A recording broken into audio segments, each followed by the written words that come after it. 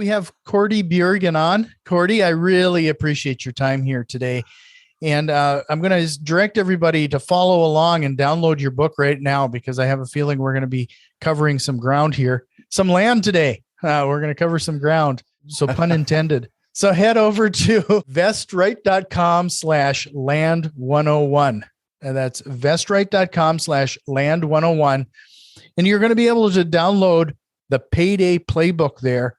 And Cody has said that playbook he's giving away for free is probably going to give you more information than you probably can cope with. I mean, there's a lot of information in this free download. So take advantage. So again, it's VestRight.com/land101.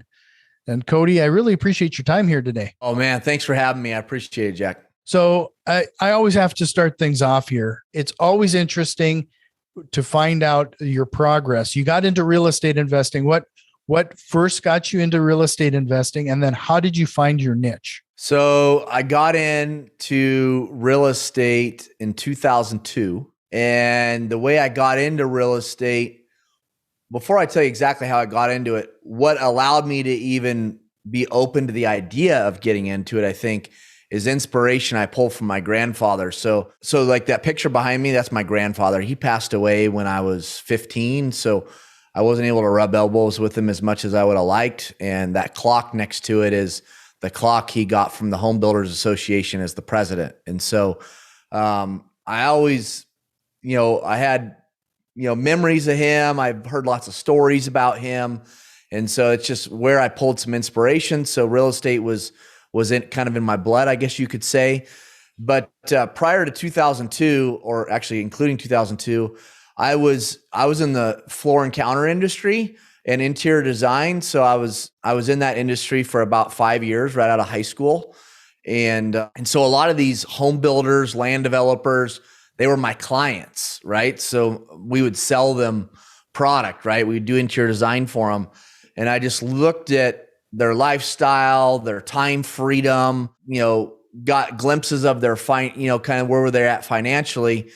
And I was just at a ceiling in that business I was in, where I was running the company, I was the president, and I had a choice to the next step was either to own a business, own a store in that industry, or, kind of make that leap of faith and go after something different. And so the stars aligned, and I had a gentleman that was a big name guy in town approach me and about the idea of doing some deals together. And so I just made the leap of faith, man. And I went for it is how I got into real estate investing. So, I know for a fact that land and land development is very lucrative. I mean, it's probably, when you take into account the number of wealthy individuals that have come from real estate, it's likely most of them are coming from land development. And frankly, we haven't had a lot of discussion regarding that on the show.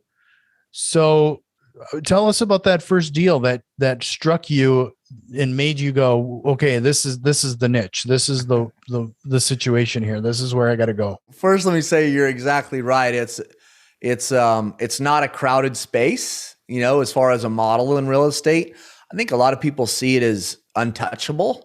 That you must have had a business handed to you, or you got to have endless amounts of capital, or so many people think the barrier entry is much higher than what it actually is, based upon the model we teach, right? So we don't only do this stuff, we also teach it at VestRight, right? So my development company is called Allied Development. And 2 years ago, I had this desire to, I had this saying called PIF, Purpose, Impact, Fulfillment. And through purpose, you create impact. Through impact, you create fulfillment.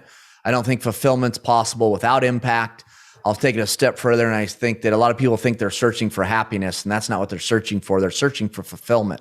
And so VestRight was my way to kind of have an impact, right, through what my whole career has been, and that's this space. And so VestRight's really dear to my heart as it's bringing me more fulfillment than basically most other aspects of my career. The space, actually, I just went down a rabbit hole so much, I can't remember your question. What was your specific question? Well, I was curious about that first deal, my first land deal that made you realize that this was the direction in real estate. Thanks for bringing me back.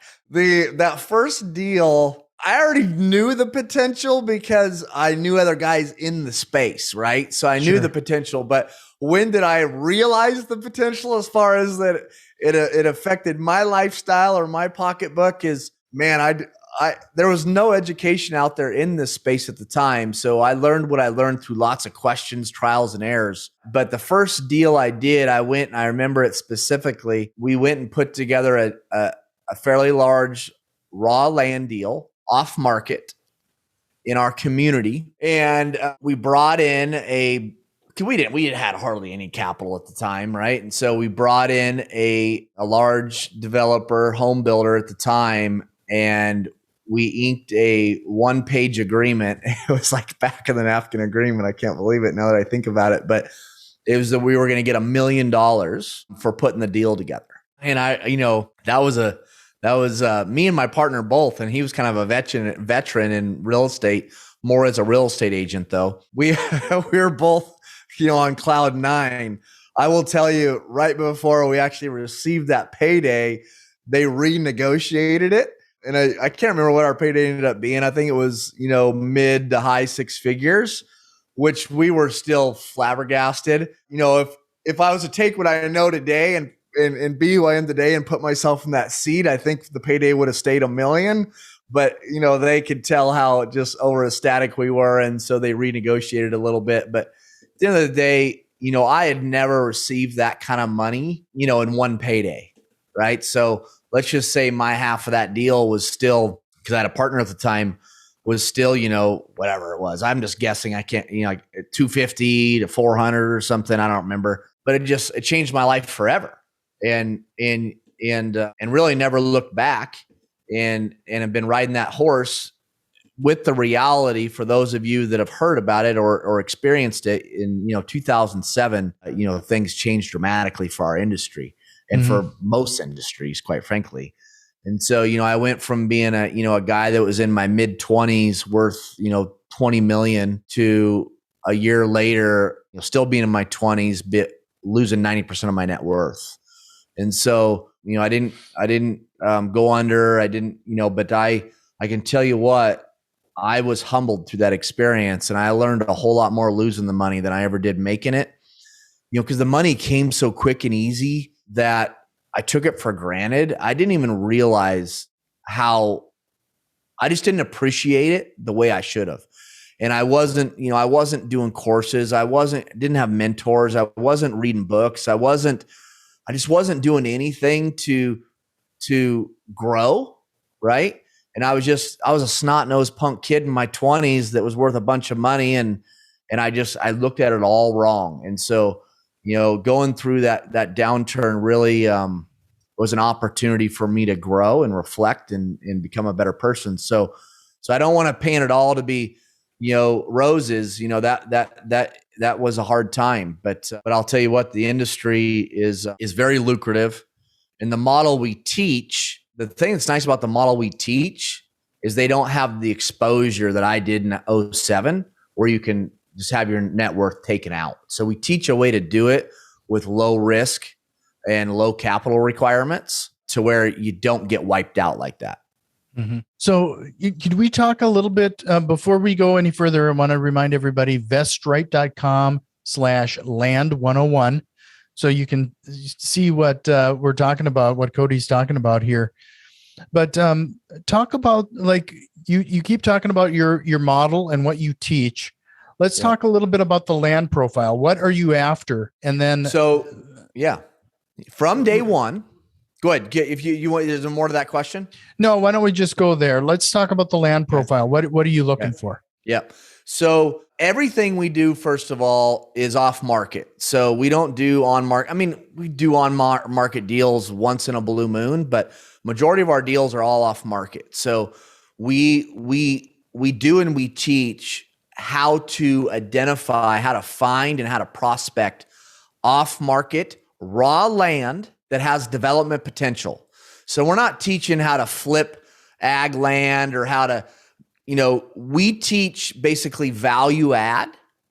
Okay. So we're not teaching wholesaling. We're not teaching how to, fix and flip or whatever. We're teaching how to go find a piece of raw land that has development potential and how to take that through the political approval process to get a development approved on that land. And that's where the value add comes in, right? So you take a piece of raw land that it's just farmland or whatever, and you turn it into an approved subdivision. And the majority of what we do is residential, right? So subdivision work, plat work for detached or attached single family residential. With that said, if you learn how to prospect off-market deals and you learned how that political approval process works, which is called land use process, if you learn how those work, the reality is 90% of it is the same no matter what the asset class is. We happen to specialize in single family residential, but I've done multifamily deals. I can do I've worked on some storage deals. I can do retail. I can do whatever, industrial, because so much of the process is the same. But it's just this stuff you can't find it anywhere. It's not taught. And so that's where, it's so many people see it as untouchable because there's not a lot of education out there in this space. And I've wondered why that is. I mean, even most real estate agents, blessed real estate agents, I've had a real estate brokerage before, but they're supposed to be experts. They're supposed to be professionals. And whenever it comes to developable land, 99% of them are clueless and they almost have to fake it like they know what they're doing in order to try to bring value. But it's not their fault because there's no education out there on it.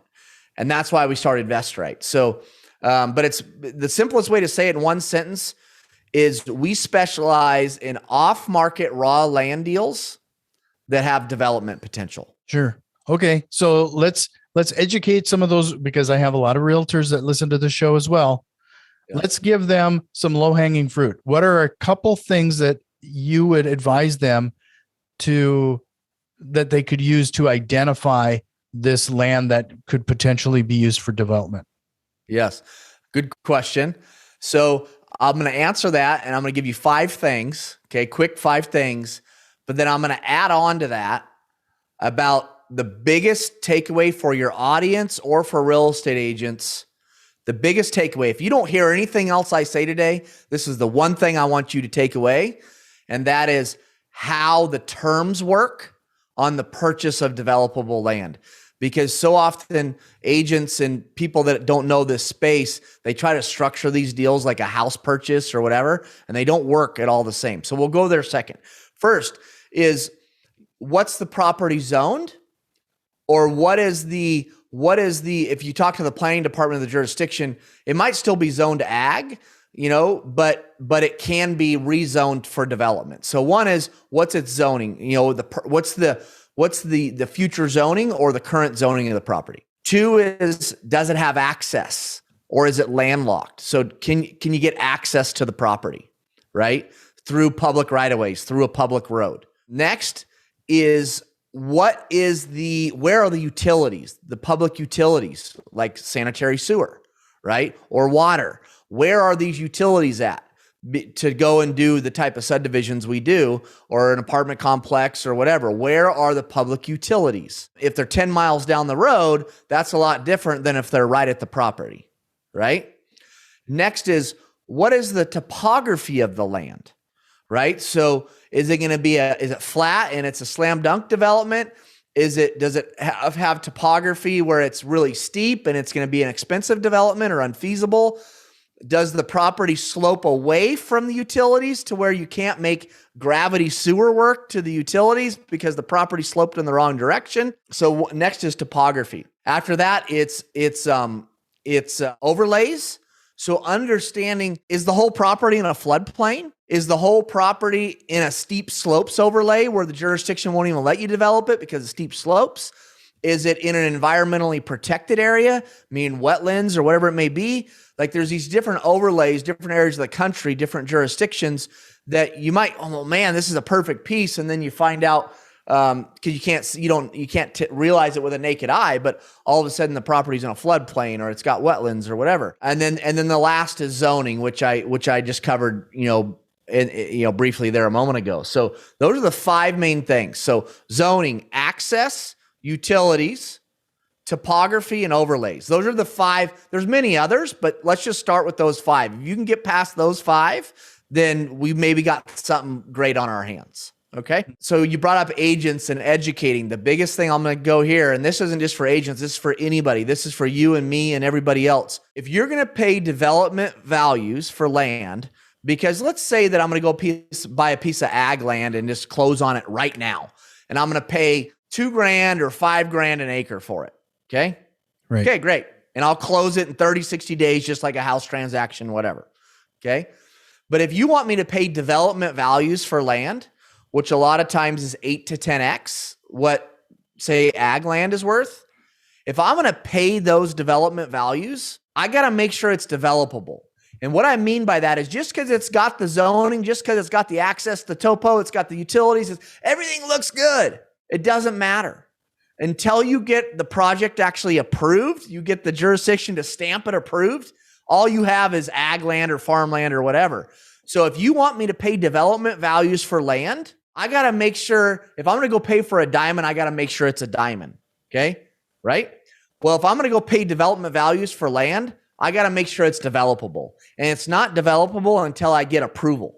Okay. So don't come asking me to pay 8, 10x what the as is value is without giving me the time to close, because I will not close without those approvals in place.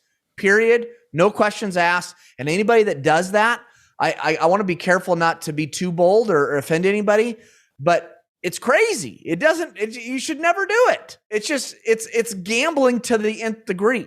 There's no reason to pay development values for land until you get the approvals in place. It's crazy. So it's just to confirm what you just said there, it is 8 to 10 times the value compared to ag. Yeah. So I give you after example, like I'll give you a piece of land. This is one of the rare times is that if you want me to close on the land right now, okay, you need the money or you won't listen to me or whatever. My whole thing is I have no problem. I'll close right now. No questions asked. But the first thing I say is you probably won't like the price. Okay.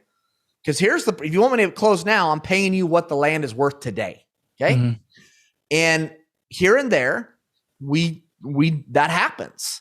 They need the money. There's and so we'll close now and then we'll put it into our land bank division because if we're going to close, we got to bank it because all we have is ag land at that point. And then we got to go through the approval process and then we'll turn it over into our other division of the company, which is the development side of the company.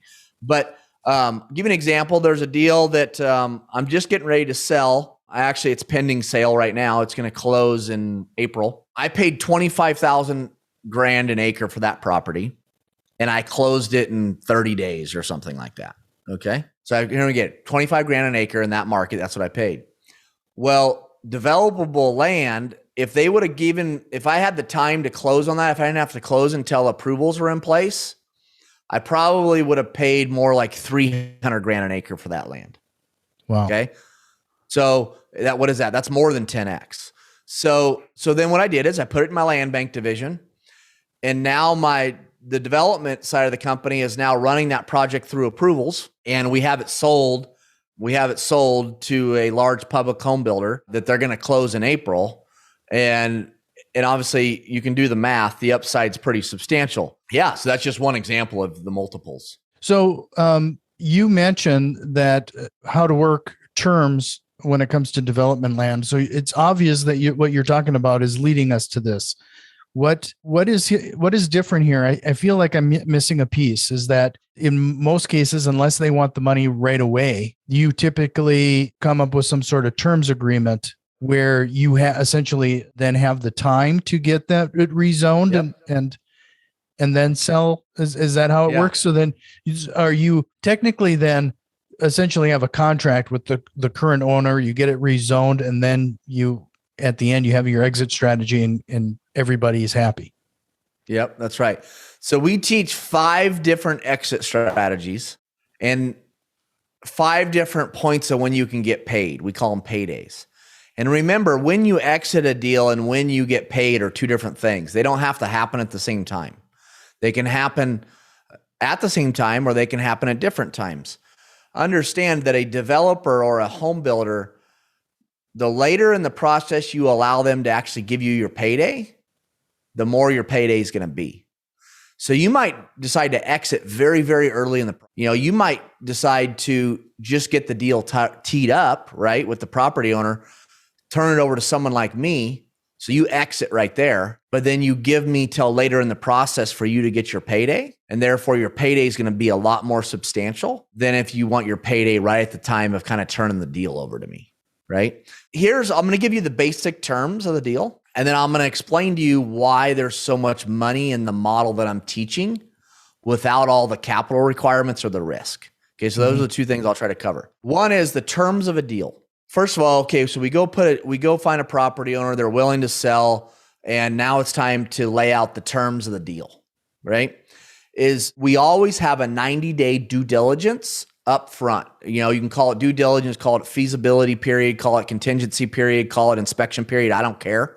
It's 90 days because we got to meet with the city. We got to do layout work. We got to get an engineer involved. There's a lot we accomplish in that 90 days. We figure out the cost estimating, to actually develop the project, and we got to make sure the project's feasible. So that's 90 days.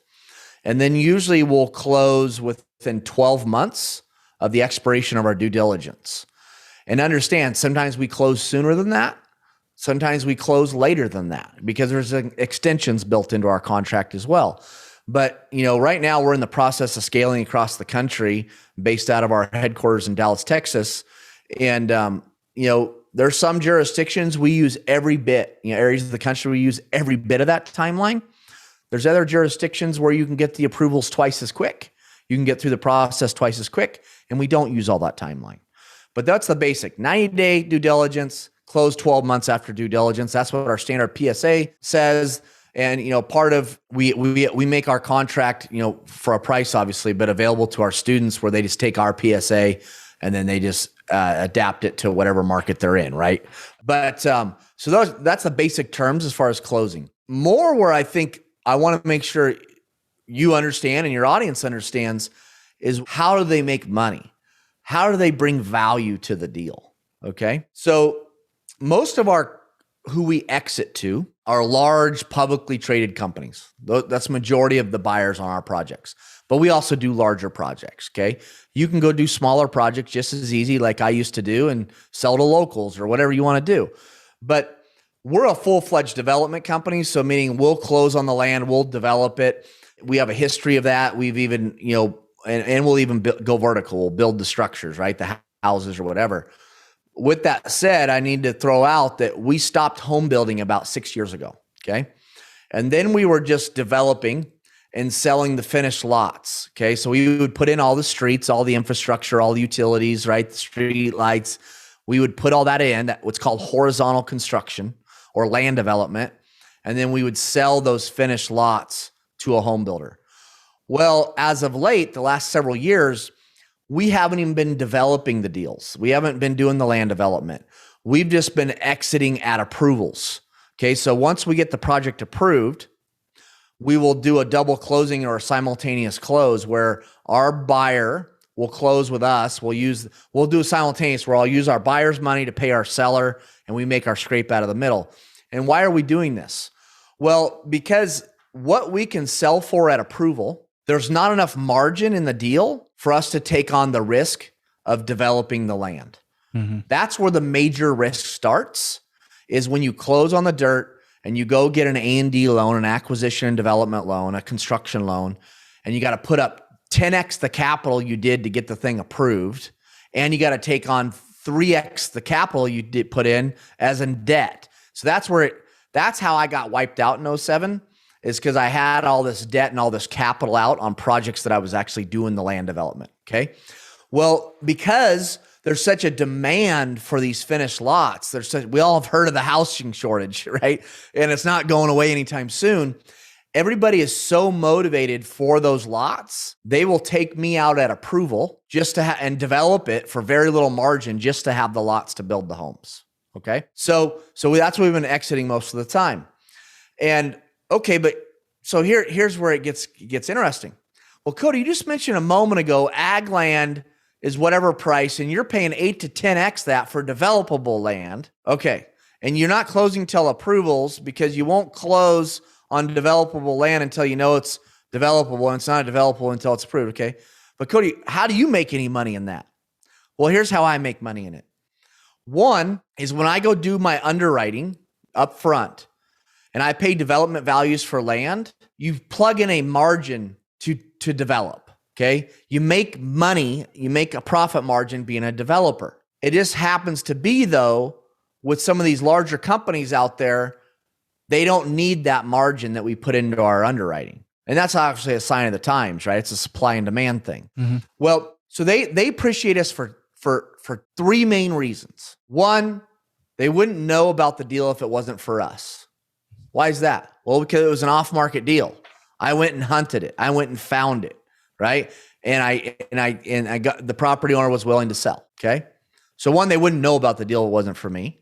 That's got value. Two is they don't have, when they go do what's called a time value money calculation, value money, that whole approval, due diligence, approval process timeline, they don't have to put that into their equation, because that approval process timeline is all on my clock. So they don't have to deal with the time value of money elements of what I do. And three is these companies aren't known to be the most creative.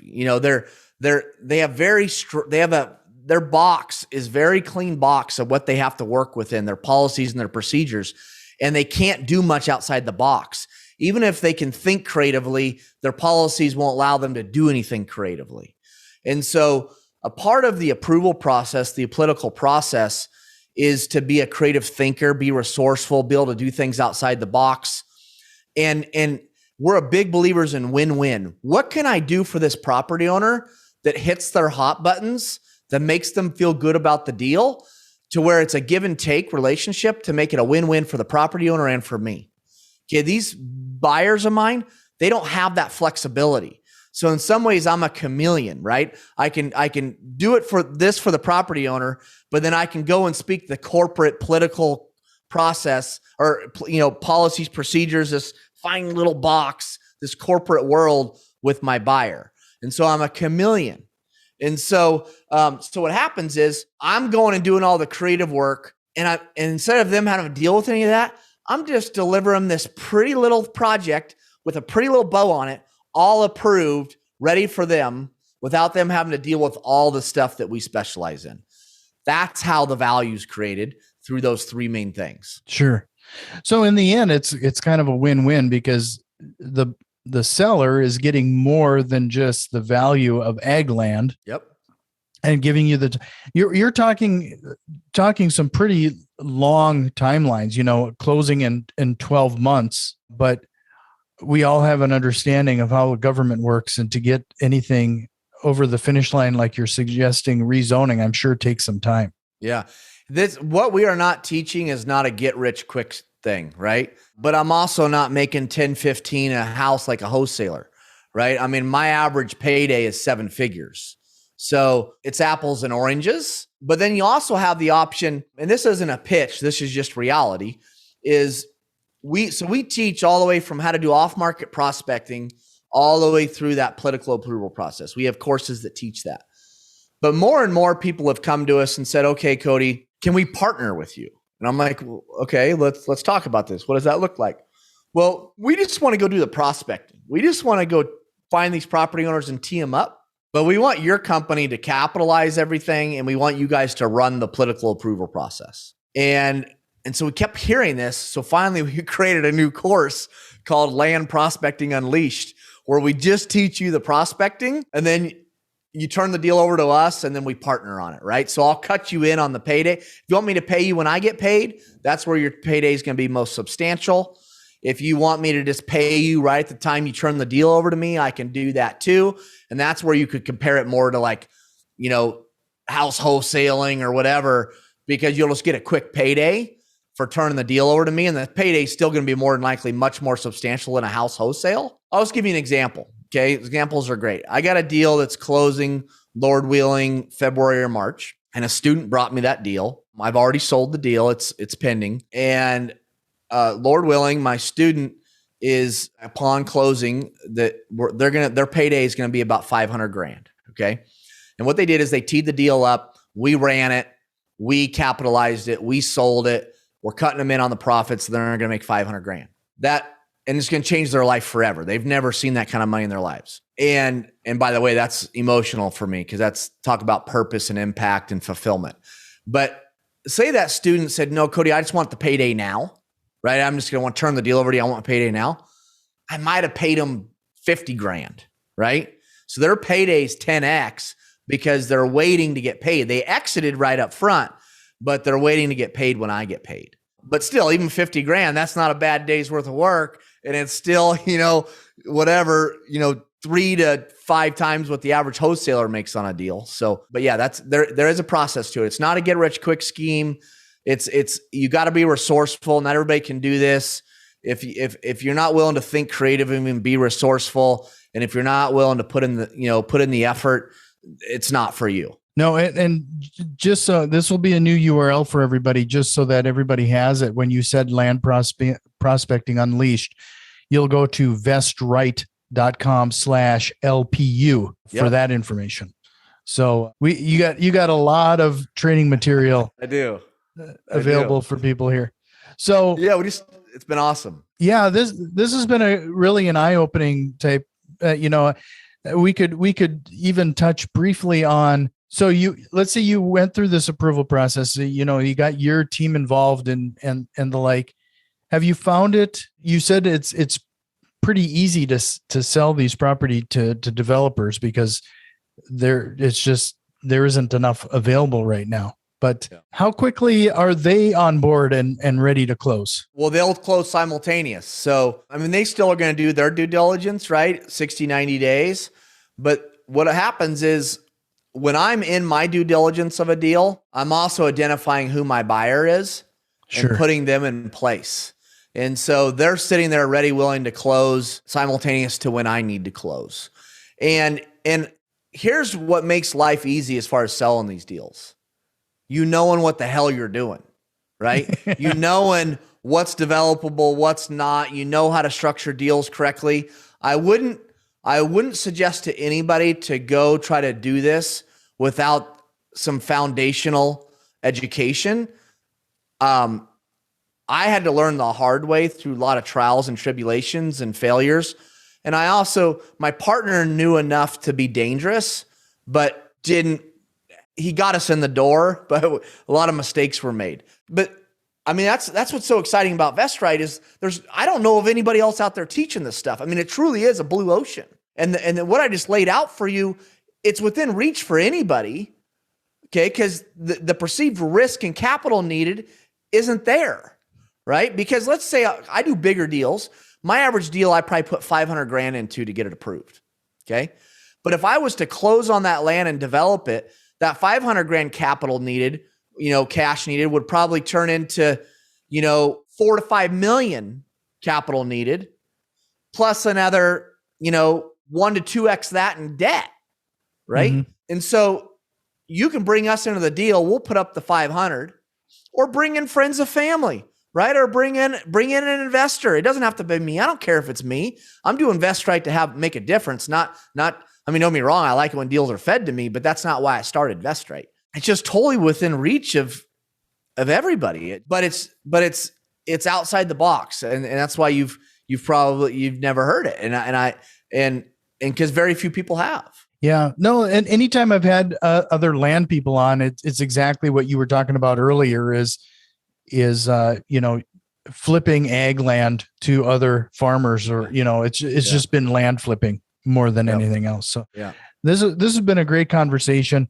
And frankly, we've just touched the tip of the iceberg here. So take advantage of these free offers that Cody is providing here. VestRight.com/land101. Get that download book. And while we were chatting, I actually did it. There's some videos there that you kind of unlock when you grab that download book. There's a lot of information here, including how to get, like we just talked about, how you get paid, the magic math, controlling when and how you get paid, ninja wholesaling.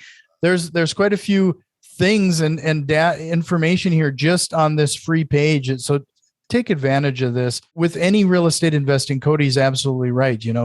Get a little background, but let's try to avoid the analysis paralysis. You need to take some action on some of this information. Cody, I warned you it was coming. I really appreciate your time, but is there a question you wished I would have asked you here today? And I knew you were going to ask that.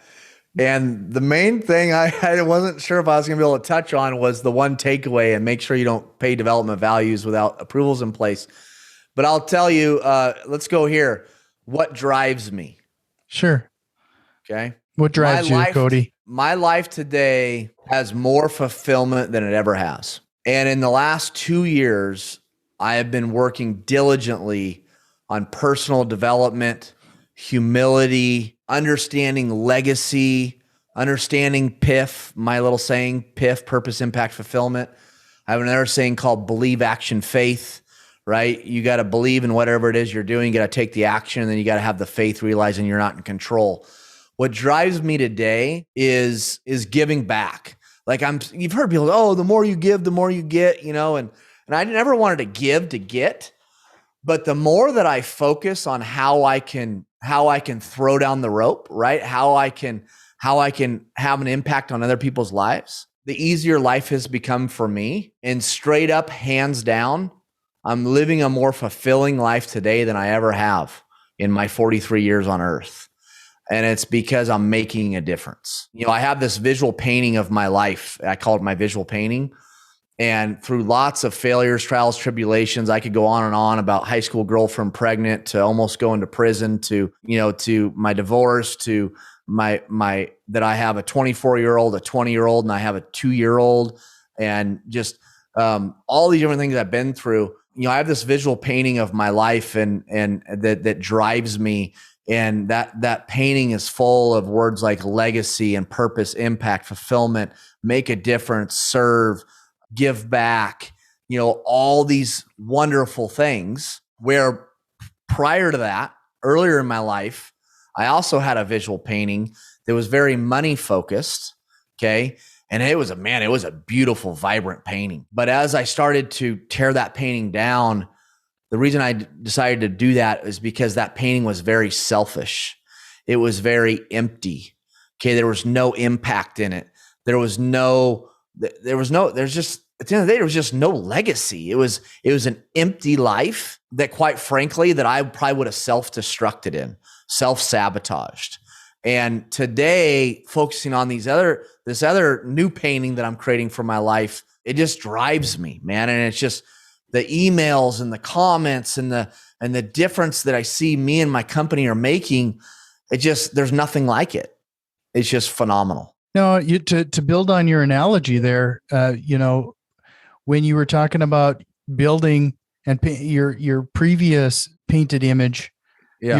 you were painting with a single color. That green, it's all about the green. It's amazing how much more vivid actually things get when you start to add a few other things there. So that was, you talked about previously.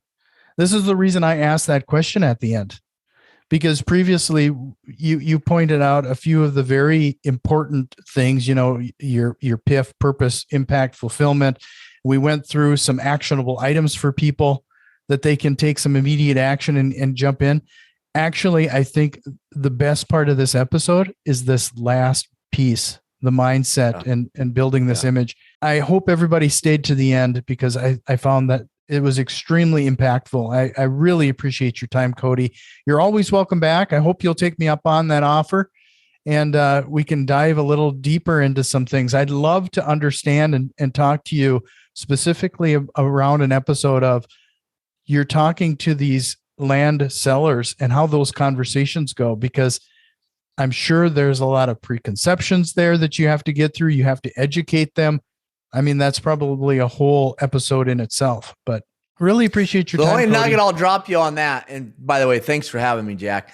So related to sellers, just the one last takeaway for this episode is what I've found to be the most effective way to sell is two things. One, build trust. Trust is number one. And two is to educate. Okay. Build trust and educate. And through those two things, we've had a lot of success. Sure. you know, that's the, even if you're doing house wholesaling, I mean, there's a lot to be said. I don't care right what there. it is. Yeah. Yeah. Yeah. Just so that they understand the process. Yep. So, well, again, really appreciate it, Cody. Hope we'll chat again sometime. Thanks, man. Appreciate it.